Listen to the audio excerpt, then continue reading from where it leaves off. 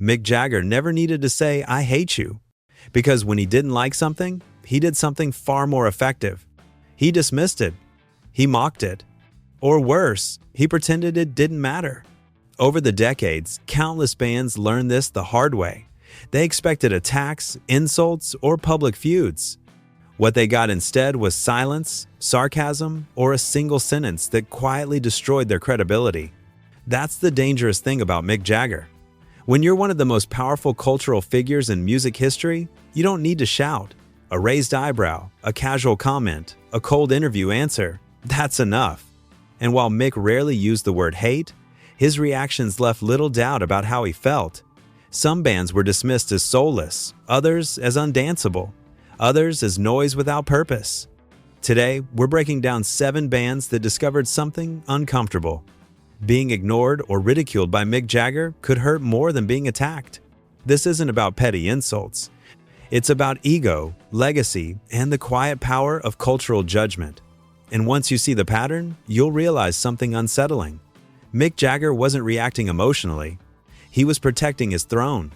Before we continue, if you love the stories of Mick Jagger and Rolling Stones and want to help keep his legacy alive, subscribe to this channel.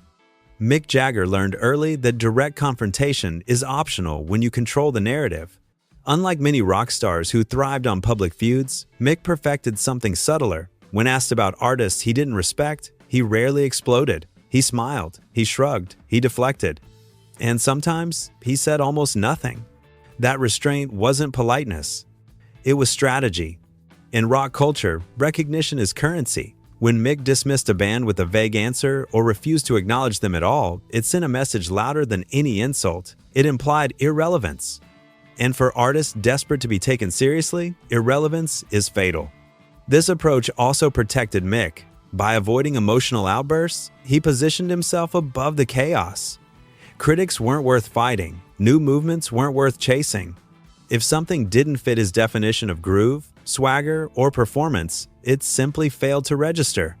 But every now and then, Mick would let a comment slip, just one sentence, casual, almost offhand. And those moments were devastating. Because when Mick did speak, the industry listened. Fans repeated it, the press amplified it, and suddenly, a band found itself defined by a single, dismissive phrase. That's the pattern you'll see over and over again. And it starts with a band that thought it had already won. Oasis, You Can't Dance to It. In the mid-1990 seconds, Oasis believed they were untouchable. They sold out stadiums. They dominated the charts. The British press crowned them the heirs to rock royalty. For a moment, it looked like they were next in line. Then Mick Jagger spoke. When asked about Be Here Now, Mick didn't launch into a detailed critique. He didn't debate songwriting or production. He said something far simpler and far crueler. You can't dance to it. The album's impossible. For most musicians, that might sound like an opinion. Coming from Mick Jagger, it was a verdict. Danceability wasn't just a preference for Mick. It was a philosophy. If a song couldn't move the body, it failed its most basic function. And by dismissing Oasis on that ground, he reduced their work to something stiff, bloated, and lifeless. Noel Gallagher reacted defensively. Interviews turned tense. The rivalry became public, but the damage was done. Because Mick didn't argue, he didn't escalate, he simply walked away. That's what made it brutal. The comment lingered, critics repeated it, fans debated it.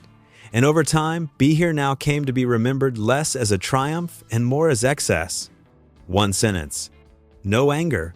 No follow-up. And Oasis never quite shook it. But Mick's clashes weren't always so polite. Sometimes, the rejection was open and explosive. Sex Pistols, punk versus royalty. If Oasis represented inflated ambition, the Sex Pistols represented something else entirely. Rebellion aimed directly at Mick Jagger's throne. The punk movement didn't just reject the Stones musically. It rejected everything they stood for: longevity, excess, and establishment status. Johnny Rotten made that clear. The Stones were dinosaurs. Symbols of everything punk wanted to burn down. Mick noticed. And he didn't respond with diplomacy.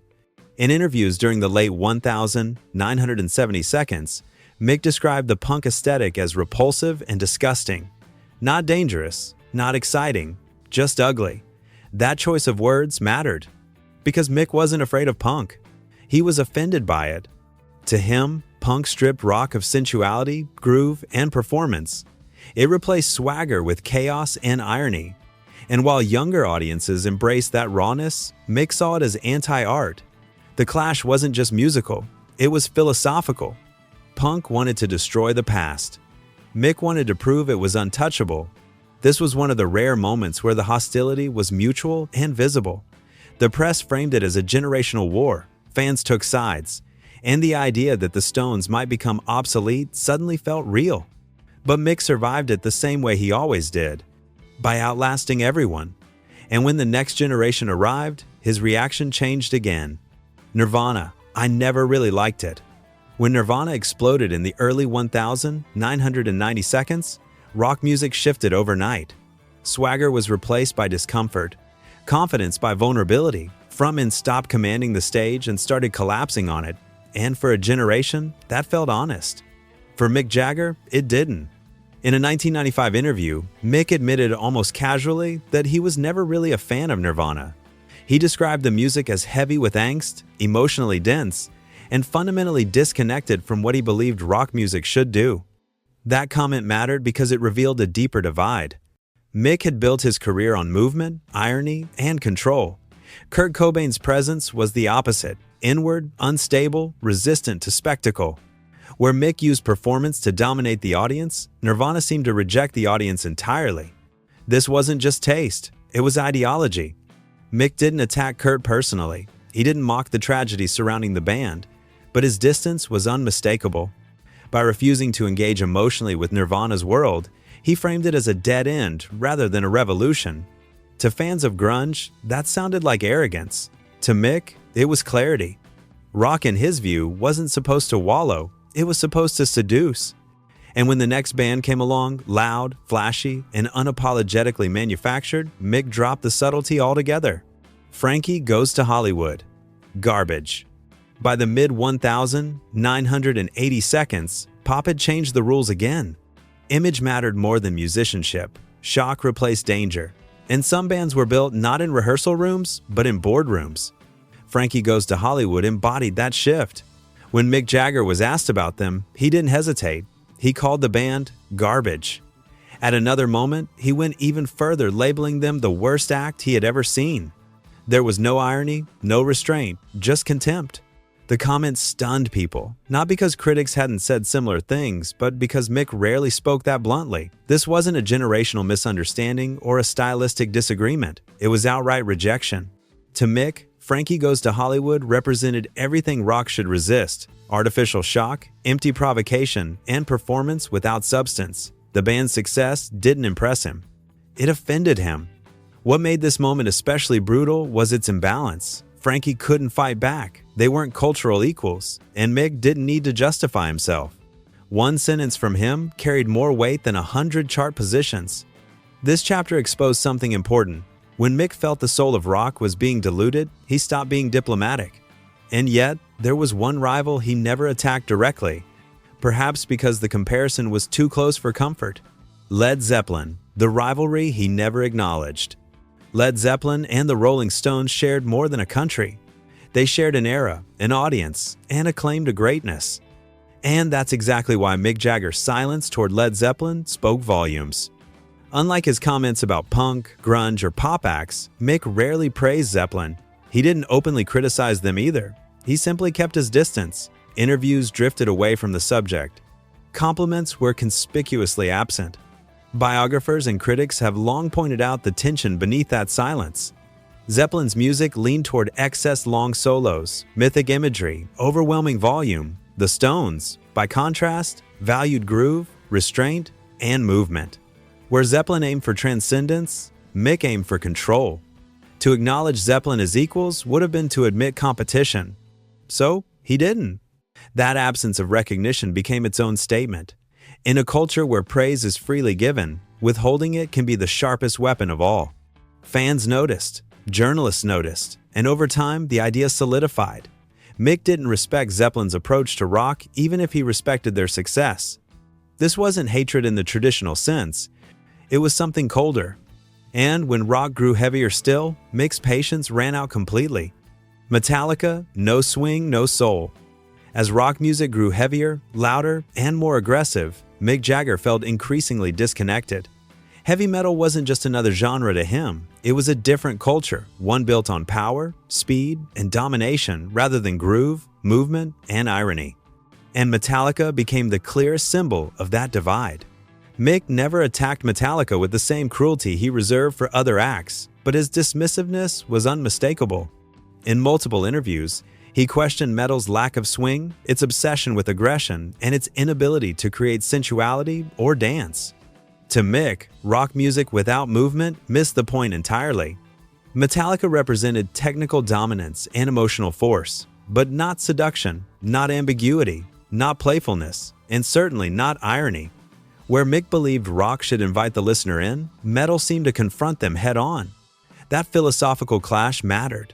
Because Mick wasn't rejecting Metallica's success, he was rejecting their values. He didn't want to compete in a world where loudness replaced presence and power replaced charisma. Fans of metal took offense. Comments flared, debates followed, but Mick didn't respond. He never needed to. In his universe, if the body doesn't move, the music has failed. And long before metal dominated arenas, Mick had already decided where he stood. The Monkees, everything Mick refused to be. Long before punk, grunge, or metal challenged the Stones, Mick Jagger had already chosen his enemy: manufactured pop. In the 1,960 seconds, no band symbolized that more than the Monkees. They were television-friendly, carefully assembled, and wildly successful. And to Mick, they represented everything rock music was not supposed to become. While Mick rarely attacked the Monkees by name, his disdain for fabricated bands was clear. In interviews, he emphasized authenticity, danger, and artistic control values deliberately positioned against the Monkees' image. This wasn't personal, it was ideological. Mick believed rock should feel earned. It should come from tension, friction, and risk. The Monkees, in his eyes, bypassed all of that. They were clean where the Stones were dangerous, polished where the Stones were raw. The contrast helped define Mick's public persona.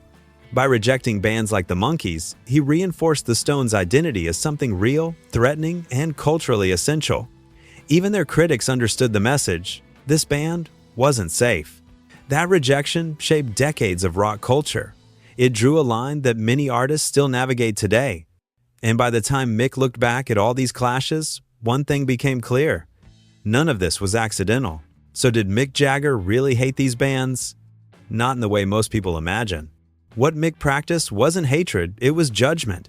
He measured artists against a very specific standard: groove, movement, irony, and control. If a band failed that test, he didn't fight them. He dismissed them. That's what made it so powerful. When Mick spoke dismissively, he wasn't reacting emotionally. He was defending an idea of rock music that placed performance above volume, ambiguity above certainty, and presence above noise. Some bands challenged him. Others threatened his legacy, and some simply reminded him of everything he refused to be.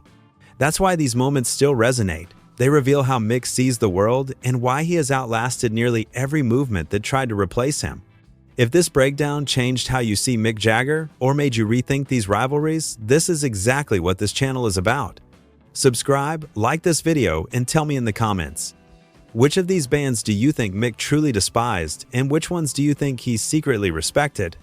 Because when you're the standard, everyone else becomes a comparison. Mick Jagger never needed enemies. He became the benchmark. Every new movement, every rebellious band, every genre that tried to redefine rock was measured against one silent question: does it move?